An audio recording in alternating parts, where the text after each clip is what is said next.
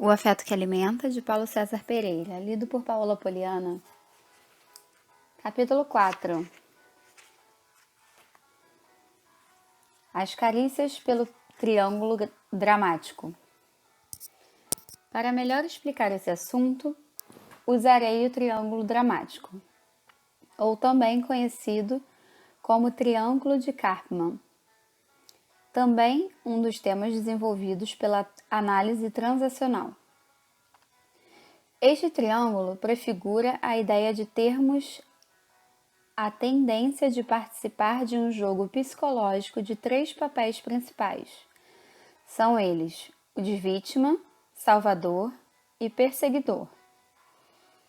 De modo geral, quem faz um, faz o outro, e um conduz ao outro, que o conduz ao outro.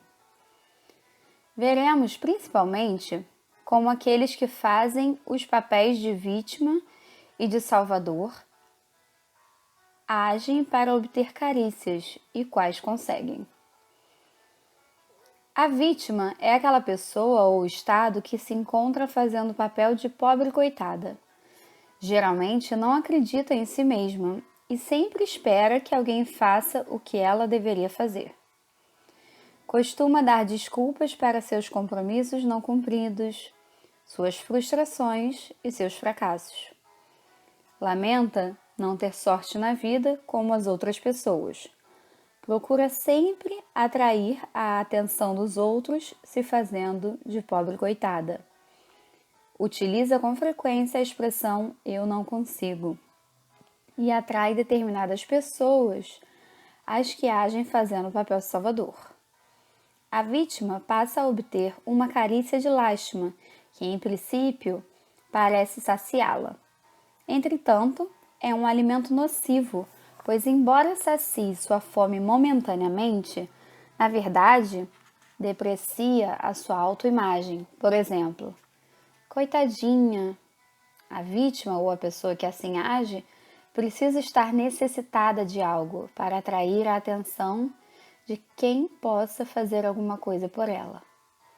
De onde pode ter partido essa postura? Talvez das interferências de pessoas emocionalmente significativas, como, por exemplo, os pais. Se um dos dois sempre vive reclamando e obtém com isso a atenção das pessoas, a futura vítima observa e registra os comportamentos, que mais tarde poderão ser seguidos. Suponhamos que um determinado menino sofra de asma ou bronquite. Se alguém de sua família passa a mão em sua cabeça e diz: coitadinho, não pode nem jogar futebol na chuva, nem chupar picolé ou tomar sorvete, que passa logo mal.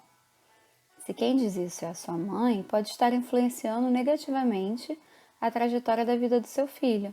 E observe que, enquanto ele está como pobre coitado, está recebendo um toque físico e a atenção da mãe, ou de quem o esteja observando.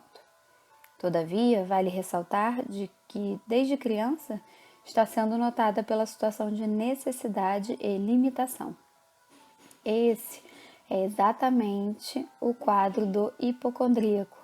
Observe as palavras de Howard e Lewis a respeito deles. Ao mesmo tempo que deplora sua sina, acentua sua autocomiseração com expressões de desespero. Entretanto, tem-se a impressão de que o hipocondríaco tem uma certa satisfação em sentir-se doente. De um modo geral, exige muito de seus médicos e não valoriza convenientemente a ajuda que recebe. Frequentemente, exibe um certo orgulho em realçar os seus esforços mal-sucedidos. Às vezes, quando um médico insiste em ajudá-lo, o hipocondríaco até se aborrece. Uma explicação de caráter psicológico por parte do médico geralmente aumenta ainda mais sua ansiedade. Um pouco mais adiante, Howard e Lewis complementam. A maioria das perturbações psicossomáticas proporciona à vítima um benefício inconsciente primário que geralmente se apresenta sob a forma de alívio para angústia ou culpa. Quase sempre há também outros benefícios inconscientes secundários. Proveitos adicionais decorrentes da doença. Tais proveitos secundários, por sua vez, servem para perpetuar a perturbação. Como exemplo de proveito secundário, o hipocondríaco pode recorrer aos sintomas físicos como disfarce para as suas dificuldades psíquicas. É na hipocondria que os proveitos secundários tornam-se mais evidentes do que nunca. Um hipocondríaco, com frequência, uma pessoa carente de amor e carinho, pode recorrer à sua doença a fim de compensar essa falta de amor que o aflige.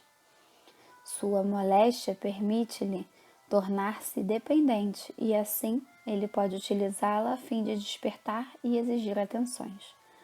Pode igualmente utilizá-la para punir as pessoas, como que se dissesse: vejam o que fizeram comigo, ou então, vocês estão agravando o meu estado. Vamos também imaginar outra situação.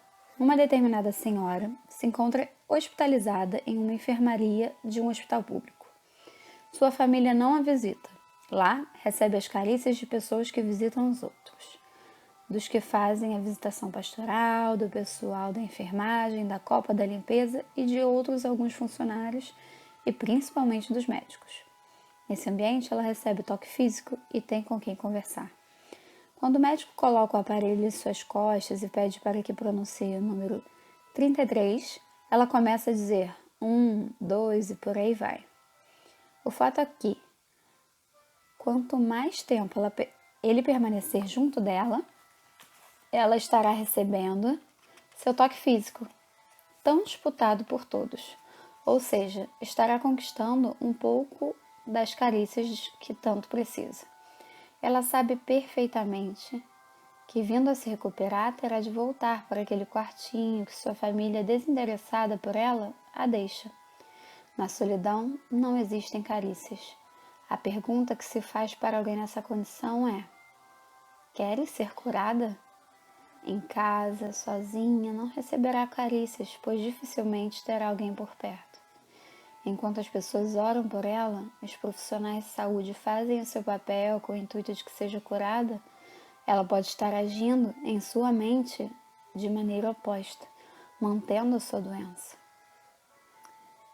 Existe uma pergunta em psicologia que é a seguinte: o que a mantém? Em João 5,6, Jesus pergunta ao paralítico: queres ser curado? Em princípio, parece uma pergunta incoerente. Entretanto, Jesus sabia muito bem que poderia ser interessante para aquele homem permanecer obtendo os benefícios provenientes de sua doença. A pessoa enferma atrai os olhares dos piedosos, especialmente dos que se interessam que se mantenha doente. Essa estranha afirmação será explicitada adiante, pois realmente há pessoas interessadas em que o doente assim permaneça. Em muitos casos, existe um benefício em se manter doente. Na verdade, a vítima sempre está à procura de um salvador. Entretanto, não espera que alguém consiga dar solução a tudo. Quando isso ocorre, ela cria outros para se encontrar em uma posição de dependência. Imagine essa cena. Chega alguém na casa de uma família que tem uma pessoa carente e doente no quarto dos fundos, a qual pode ser vista da sala. Ao entrar, faz certo alvoroço e a pessoa enferma se estica toda para que a visita a veja. Percebendo que fora vista e vendo-a ir em sua direção para cumprimentá-la, ela se permite esmorecer, deixando o seu corpo desfalecido como se fosse cair. Mas ela já está na cama e por isso é muito fácil. Ao ser indagada acerca de sua saúde, responde que está muito mal e que seu fim está próximo. Logo começa a descrever suas dores, doenças, afirmando que não adianta os procedimentos médicos e nem as orações dos crentes para que tanto por ela oram, porque realmente seu caso não tem mais jeito.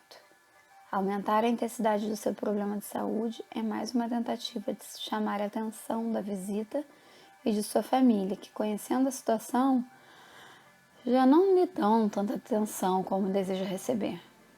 Uma pessoa muito carente, por mais que receba atenção, pode desejar muito mais do que lhe é oferecido. Torna-se insaciável. Suponhamos que um casal esteja brigando, inclusive falando em separação. O filhinho ou a filhinha que observa começa a ter uma crise de asma, talvez nunca antes vivida. O que acontece imediatamente? A briga acaba, pelo menos naquele momento. Dependendo da situação, a criança pode precisar ser levada para uma emergência. Lá, vê os pais juntos, dando-lhe carinho e demonstrando o quanto estão unidos e empenhados a cuidar dela. Em outra situação de desentendimento desse casal, o que você imagina que vai acontecer? Ficar enfermo pode ser a maneira que alguns encontram de chamar a atenção a fim de que façam o que querem. Procure imaginar essa cena. Uma pessoa carente visita uma determinada igreja ou outro grupo social qualquer. Não recebe toda a atenção ou carícia que possa saciar sua possível fome de reconhecimento.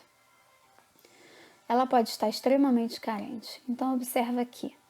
Quando alguém cai, logo algumas pessoas se dirigem a ela para ampará-la, dando-lhe a atenção e o cuidado que julgam naquele momento necessário.